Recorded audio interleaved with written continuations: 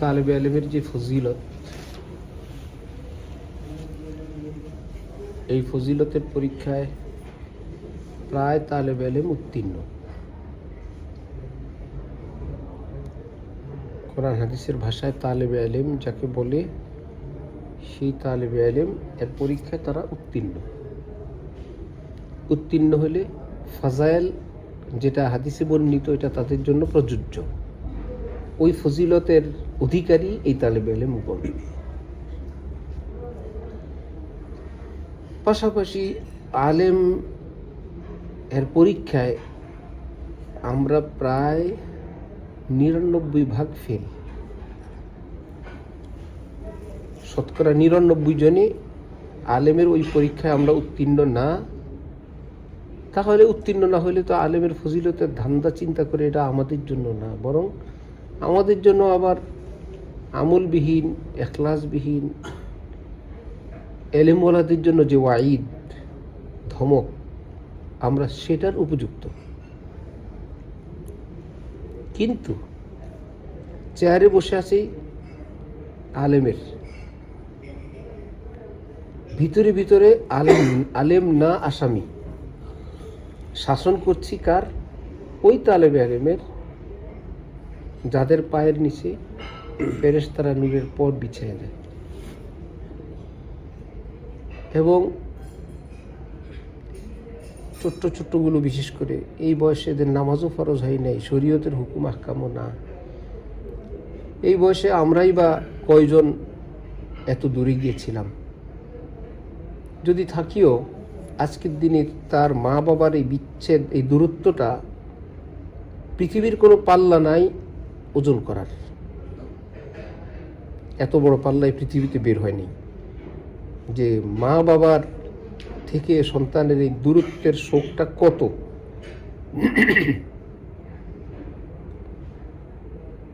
হুমায়ুন মাদ্রাসায় পড়ে, দিনভর সে থাকে, বিকালে একটু আসলে খেলায়। তার মা বলে, তুমি তো একটু আমার সঙ্গে থাকো না। এর মধ্যে একদিন গত কিছুদিন আগে হুমায়ুনকে রাইখা নানার বাড়ি গেছে। সেদিন বুঝে গেছে তার 8.5 বছরের মানুষ, আম্মু কখন আসবে? এক্ষণ যাও, আজকে রাতে আসবে, এক্ষণ নিয়ে আসো, যাও। চেহারা, সুরত, খাওয়া সব এলোমেলো হয়ে গেছে। কিন্তু মা যখন কাছে থাকে এত তো বোঝা যায়নি, কারণ জানে মা বাসায় আছে। আমি গেলে যখন এই অনুভূতিটা হয়, আমার মা বাসায় নাই। নিজের ঘরের ভিতরে থাকা অবস্থায় তার এই অনুভূতি যদি হয়, দূর দেশ, বাসা দূরে যে বাচ্চাগুলো আমাদের কাছে, গেলে দেখবেন তাদের ঘর বাড়ি কত পরিপাটি, কত সুন্দর। শুধু এলেম শিখার জন্য এখানে দিয়ে রাখছে। পাশাপাশি সে একজন তালেবে ইলম, পাশাপাশি সে মাসুম। আম্বিয়া কারাম হন মাসুম, আর এরা কি মাসুম, নবীগণ মাসুম।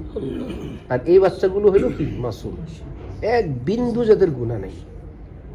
পাশাপাশি বাড়িতে থাকলেও সে মাসুম থাকতো, পাশাপাশি সে তালেবে ইলম। ঘরে থাকলেও তো মাসুমও হইতে পারতো, তালেবে ইলম হইতে পারতো। পাশাপাশি তলবে ইলমের জন্য সে ঘর থেকে বাইরে। সে যদি ইলম নাও শিখতো সে মাসুম, বাসায় থেকে পড়লেও সে মাসুম প্লাস তালেবে ইলম। আজকে সে নিজের মা বাবার স্নেহ থেকে দূরে মাসুম, তালেবে ইলম, মা বাবার থেকে দূরত্বে অবস্থানকারী একজন ছোট্ট অবুঝ শিশু। মাদ্রাসার কানুনের কারণে ফজরে উঠাবেন, ওই শ্রদ্ধা, ওই মনের অনুভূতি রেখে উঠাইতে হবে। তার উপর কিন্তু নামাজ ফরজ না, জাস্ট শৃঙ্খলার জন্য উঠানো লাগে। তার দাম আমার চেয়ে বেশি, তার দাম আমার চেয়ে বেশি। কি বলে তাকে ডাকবো, কি শব্দে তাকে ডাকবো, যাতে আমার ঈমান, আমার আখিরাত ক্ষতিগ্রস্ত না হয়। কাঁপতে থাকা চাই এতটা।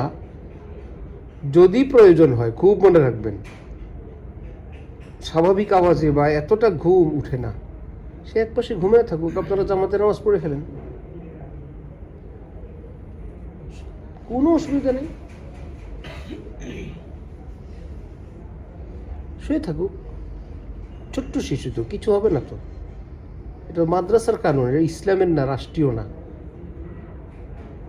সে উঠুক পরে, সে যখন সকালে উঠবে জানবে যে আমার ওস্তাদরা এত খালিক, এত আখলাকওয়ালা, আমি তো টের পাই না, এইভাবে এই হয়েছে। হ্যাঁ, ওস্তাদজি বলছেন তোমাকে ডিস্টার্ব করতে না, কেউ আওয়াজ করতে না।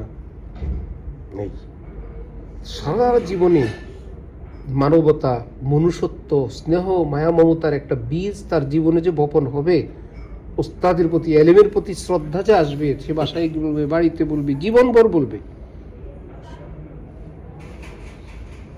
আরেকটা হলো উঠেই ছাড়বো।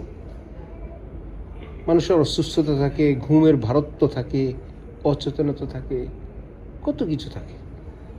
এমন হইতে পারে আপনি জানেন না, আমি জানি না, রাত্রে তার ঘুম আসছে 2-3 ঘন্টা পরে, কিংবা কোনো কারণে রাত্রে জাগছিল আর ঘুম আসেনি, আসছে ফজর রাত দিয়ে। আপনি বিকট আওয়াজ, বালিশে বেতের বাড়ি, কিংবা ঘুমন্ত বাচ্চাকে বেতের বাড়ি, প্রত্যেকটা কবিরা গুনাহ। হুজুর সাইজা, নায়েবে রসুল সাইজা এই জুলুম কার সঙ্গে করেন? আল্লাহ হাজির নাজির, আল্লাহ সব দেখেন, সব জানেন। আল্লাহর জন্য আমরা খেদমত করি, এটা আমাদের শিরোনাম। যদি সত্যিকার অর্থে না হয়, এর চাইতে তো হাল চাষ ভালো, দোকানদারি ভালো, তরি তরকারি বিক্রি করলে চা, ডিম, লেবু, এই টাকা চলে আসবে। তো এইরকম নিষ্পাপ মাসুমদেরকে জুলুম করার খাতায় তো আর নাম আসলো না। কারণ মুআল্লিমে দ্বীন হিসেবে যেই পরীক্ষায় উত্তীর্ণ আমি, সেটা হই নাই, আর আমার মধ্যে সেই চরিত্র নেই। যত পড়াবো, যত দিন যাবে, তত আমার গুনার খাতা ভারী হবে। দরকার কি? তাহলে অন্য কোনো কাজ করেন। আর যদি হয় না, কমতি আছে, আমি ঠিক করবো, আমি এখানেই থাকবো, আমাকে আমি শুধরাবো, চোখের পানি দিয়ে আল্লাহর কাছে প্রতিদিন 2 রাকাত উঠেন, ভোর রাতে এক পাশে হালকা লাইট জ্বালায় দেন, মিঠা আওয়াজে, ভদ্র আওয়াজে, ভীষণ মায়া মমতা ভরা কণ্ঠে তাদেরকে একটু ডাক দিয়ে উজু করে এসে 2 রাকাত পড়েন।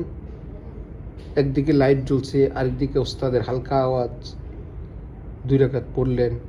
এর মধ্যে 2-4 জন উঠবে, একে অপরকে বলবে, ওস্তাদজি উঠে গেছেন, ওস্তাদজির নামাজ শেষ, দোয়া শেষ।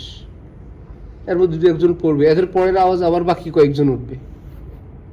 এবার এরাই ঘুমাইতে চিন্তা করবে, কালকে রাত্রে আমি উঠতে, আমার ওস্তাদজি বসে গেছেন, আমি শরম পাইছি, আজকে আগে আগে ঘুমাই পড়ি। একজন আরেকজনকে বলবে, আপনি আমাকে ডাক দিবেন।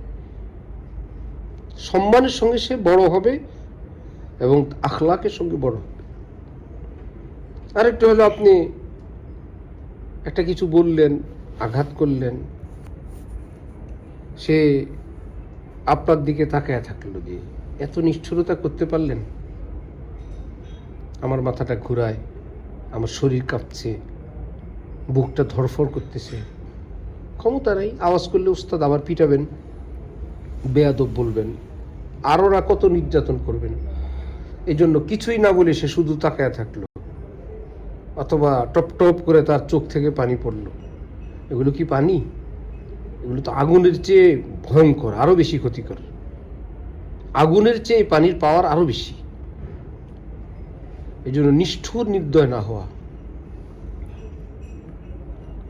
রহমাতুল্লিল আলামিন নবীজির বৈশিষ্ট্য।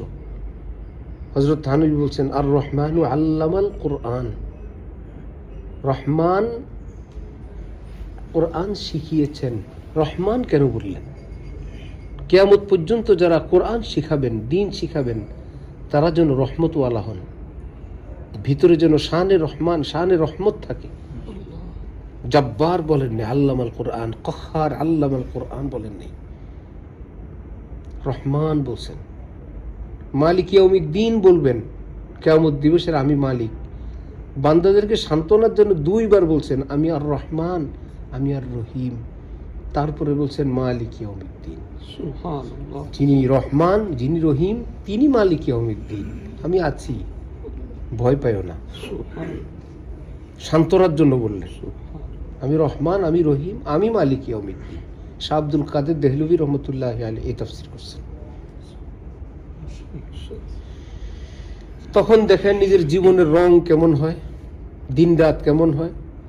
সকাল থেকে সন্ধ্যা পর্যন্ত আল্লাহর জন্য খাটলেন, নামাজ পড়লে অন্তরে নূর লাগে না? দোয়া করলে নূর লাগে না? 10 টাকা দান করলে ভালো লাগে না? সারাদিন পড়ানোর পর রাতের বেলা ভালো লাগবে না কেন? যদি বন্দিগি হয়, যদি আল্লাহর জন্য হয়। সারাটা দিন সেই ভোর রাত থেকে নিয়ে রাত্রি 10টা 11টা পর্যন্ত আল্লাহর জন্য এত লম্বা কষ্ট করলাম, তাহলে সকাল থেকে রাতের বেলায় অন্তরের নূরের মাত্রা বৃদ্ধি পাবে না? বেশি হবে না? সেটা কোথায়? নিজের ভুল বিচ্যুতির, গলত আকিদা, গলত আচরণের কারণে উল্টাটা হয়ে থাকে, খিটখিটে মেজাজ। এবং সবটার উদ্দেশ্য আল্লাহ পাকের রাজি এবং খুশি। হঠাৎ ডাক আসবে, এমন না যে বুড়ো হব, ভালো হব, ফেরেশতা হইয়া কবরে যাব। কত শিক্ষক, কত জোয়ান আমাদের মতো মানুষ চলে যাচ্ছে, ওইটাও ফিকিরে রাখা, সব গুছায় গাছায় রাখা। সব দেখবেন খেদমতো ভালো লাগবে, ডাইল ভাতও ভালো লাগবে, বাচ্চাদের দুষ্টামি করার পরেও শ্রদ্ধা লাগবে। এক জীবনের রঙই ভিন্ন হবে। ये कौन आया कि धीमी पड़ गई लौशमे महफिल की पतंगों की आवाज़ उड़ने लगी चिंगारिया दिल की। মন জগতে কি আসন গ্রহণ করলেন যার আগমনে এই পৃথিবীর চন্দ্র তারকারা আমার কাছে অন্ধকার অন্ধকার মনে হয়। চাঁদের বানানে বলা আল্লাহ যখন কার অন্তরে আসেন, চাঁদ তো তখন এমনই মনে হয়। আল্লাহকে পেয়ে গেছে, চাঁদের আলো তার কাছে কি?